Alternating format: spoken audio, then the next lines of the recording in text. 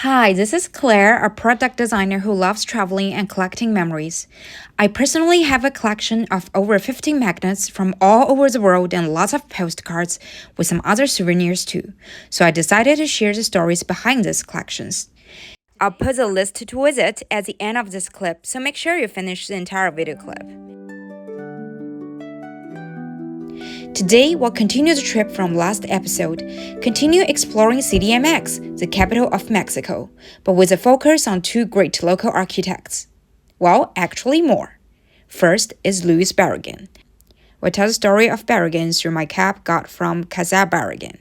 So Barragán was born in a Catholic household in 1902 near Guadalajara, and that quite spiritual sensibility shows up in how he uses light, color, and space to create tranquility in his works. He won the second Pritzker Architecture Prize in 1980.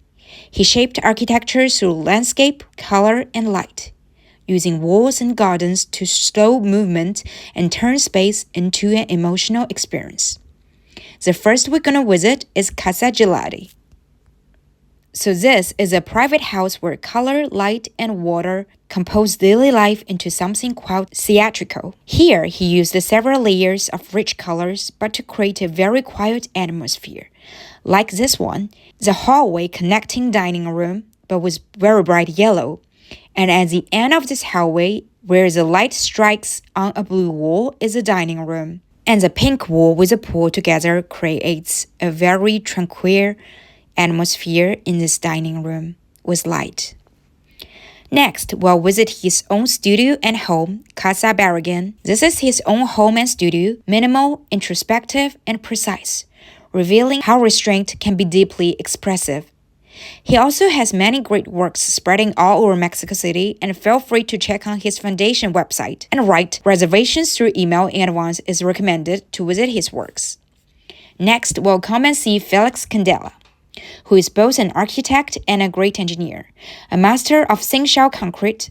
Candela turned structural logic into elegance, proving engineering could be poetic without ornament too.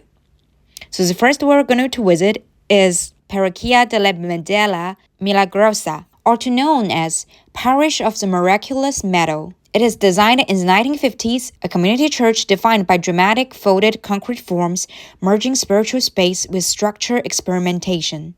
The next one we're going to visit is a small pavilion called Cosmic Ray Pavilion, located in the campus of UNAM, or known as Universidad Nación Autónoma de México.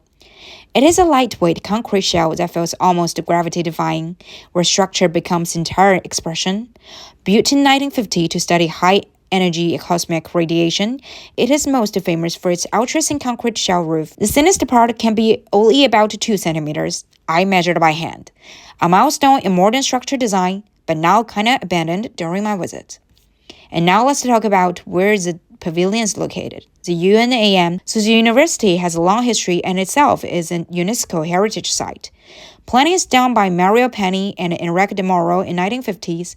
They treated the campus like a modern city, not just a school. Another great building to visit here is a library. It's done by the architect Juan O'Gorman, who's also a great painter of that time. The exterior mural mosaics of the library depict pre-Hispanic past, colonial era, modern Mexico.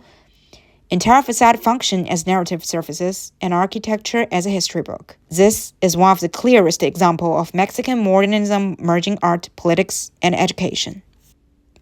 And to meet my own needs of logging and tracking my memories with my travel collections, so I can review these memories anytime I want, I made an app called MagnetStory that links your memories to your souvenirs from postcards, magnets, badges, pins, or anything you collect.